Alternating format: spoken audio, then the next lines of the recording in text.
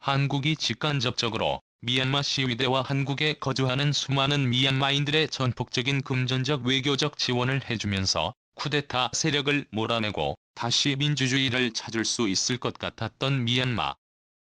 하지만 미얀마 군부의 배후에는 충격적이게도 중국이 있었습니다. 미얀마 군부의 쿠데타로 한창 전세계 언론들의 이목이 집중됐을 당시에는 중국이 미얀마 군부의 뒷배라는 소문만 무성할 뿐 이를 확인시켜줄 실질적이고 정확한 증거가 없었는데요. 최근 언론들의 관심사가 미얀마가 아닌 다른 곳으로 향하자 중국의 본색을 드러냈습니다. 너무나 충격적인 나머지 말이 나오지 않을 정도인데요.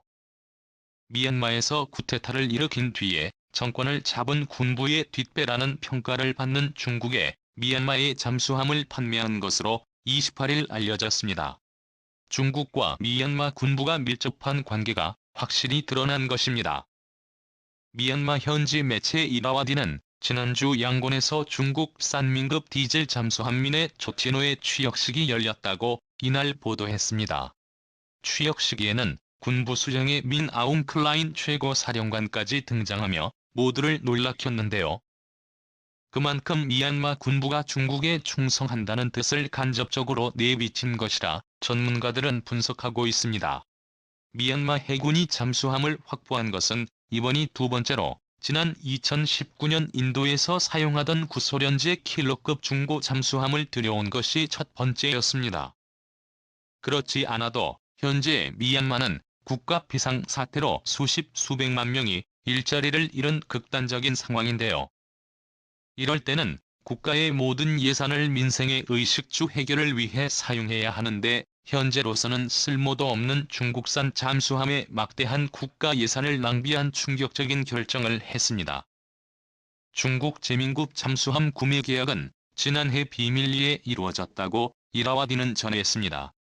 과거 중국은 잠수함 장비를 중국 기술진이 맡아야 한다는 조건을 내건 적이 있으며 이번 구매에도 이 조건이 붙었을 것으로 추정되고 있습니다. 군부는 또 중국과 개량 킬러급 잠수함 한 척을 추가로 구매하는 방안을 협의 중이라고 이일 하워드가 군 소식통을 인용해 전했습니다. 이보유를 쿠데타 직후 중국 정부는 군부를 옹호하는 태도를 보였고 이에 격분한 시민들의 양곤 시내에서 중국이 투자한 공장 10여 개를 대상으로 공격을 가하기도 했는데요. 이번에 소중한 미얀마 국민들의 세금 이해 깡통과도 같은 중국산 잠수함에 낭비됐다는 사실이 알려지면서 미얀마 국민들은 또다시 분노에 가득 찼습니다. 만이 아닙니다. 기존 10여 개의 범죄 혐의만으로 징역 100년 이상의 형이 가능하지만 여기에 부패 혐의를 추가로 뒤집어 씌워 최장 1605년 형 이상도 받을 수 있는 상황이 됐습니다. 아웅산 수치가 말이죠. 아웅산 수치가 풀려나야만 미얀마의 다수의 민주주의가 싹틀 수 있는 희망이 보이는 상황인데 미얀마 군부는 민주주의의 싹을 완전히 잘라버리려 하고 있습니다.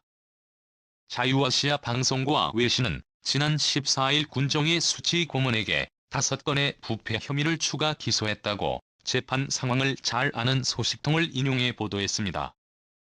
이번 혐의는 문민정부 시절 국립재난관리기금을 이용한 재난예방활동용 헬리콥터 구매 및 이용과 관련돼 있다고 이 소식통은 전했습니다. 수치 고문이 밟는 범죄 혐의는 총 16건으로 늘었으며 모든 혐의가 유죄로 인정되면 최장 60년 이상의 징역형도 가능하다고 방송은 덧붙였습니다. 이 고문과 민주화 운동을 같이 하고 현재 미국에 거주 중에 탄소에는 방송에 각종 혐의는 군정에 수치 고문을 정치권에서 제거하고 선출직이 되는 것을 영원히 막기 위해 내세운 핑계라고 말했습니다. 자, 그런데 이렇게 도무지 답이 없어 보이는 미얀마에서 한국에 또 한 번 기적을 만들어냈죠. 5,500만 명의 미얀마 국민들은 한국에 열광하기 시작했습니다. 바로 한국이 일본을 손질하고 태국과 맺은 지소 미아할까 신의 한 수로 작용했는데요. 한일 지소 미아는 2016년 박근혜 정권 때 한국과 일본이 체결한 군사협정으로 명목상으로는 한국과 일본군의 비밀 군사 정보를 공유해 북한 군과 북한 사회 통영 그리고 핵과 미사일에 관한 정보를 사전에 인지하고 효과적으로 대응하겠다는 것입니다. 그런데 한일 지소미아는 한국에 완전히 불필요했습니다. 일본군이 한국군보다 정보력이 압도적으로 뒤처지는 데다가 2016년 11월 체결된 이후 총 29차례만 정보 교류가 있었던 것으로 알려졌습니다. 일본이 한국군에 보는 정보는 이미 한국에서 사전에 입수하여 알고 있던 정보로 그야말로 쓸모없는 정보뿐이었습니다. 양계호 성공회대 교수는 우리가 일본에게 주는 정보가 더 많다며 한미 전체 정보가 있는 만큼 지소미아 종료가 대북 정보력 자체에는 영향을 미치지 않을 것이라고 말했습니다. 여기에 일본은 한국을 신뢰할 수 없다며 백색 국가 목록에서 한국을 빼버리며 수출 규제까지 가했는데요. 이에 한국은 일본과 조건부 연장에 합의했지만 사실상 정보 교류를 차단시켜버린 사실상 지소미아 종료로 반격을 가했습니다. 한국은 이렇게 일본을 손절해버리는 듯이 놀랍게도 태국과 당시 지소미아를 체결했습니다. 당시 한국 언론뿐만 아니라 일본 언론들도 한국이 도대체 왜 생뚱맞게 태국과 지소미아를 체결했지? 라는 의문을 제기했습니다. 당시에는 많은 이들의 문재인 대통령의 결정을 이해하지 못했죠. 자, 그런데 놀랍게도 한국이 일본 대신 태국과 체결한 지소미아가 최근 한국에 초대박을 안겨주고 있습니다. 아시아의 리더격인 태국에 최근 한국산 훈련기와 군함을 사고 대만 축한다라며 한국산 무기를 추가로 대규모 사겠다는 파격적인 발표를 했습니다. 최근 아세안 무기 시장에서 큰손으로 급부상한 태국에 무기를 팔기 위해 중국과 미국, 일본 등 수많은 나라들이 경쟁을 벌였지만 놀랍게도 바로 한국이 선택됐습니다. 태국이 한국을 선택한 배경에는 두 가지가 있는데요. 첫 번째가 바로 한국이 일본을 손질하는 대신 태국과 지소미아를 체결함으로써 태국이 한국에 얼마나 중요한지 각인시켜준 것과 두 번째로 문재인 정부의 신남방 정책으로 한국이 동남아시아에서 일본을 꺾고 절대 최강국으로 거듭나기 때문입니다. 태국은 지소미아를 체결하지 않은 국가로부터는 무기를 사려 하지 않고 있는데요. 이 때문에 태국과의 지소미아 체결은 태국이 한국에 주는 선물이라는 평가가 나옵니다. 주재하는 정부의 한 고위 관계자는 태국과의 지소미아 체결 노력은 사실 10여 년 전부터 있었으나 태국 측이 큰 관심을 보이지 않았다라고 설명했습니다. 관계자는 지소미아 체결에 별다른 동력을 확보하지 못하다. 태국이 최근 몇 차례 우리 무기를 구매하며 한국산에 대한 신뢰가 쌓이기 시작했다. 하며 이번에 체결된 지소미아는 양국 간 방산 시장 활로가 본격적으로 뚫렸다는 신호라고 설명했습니다.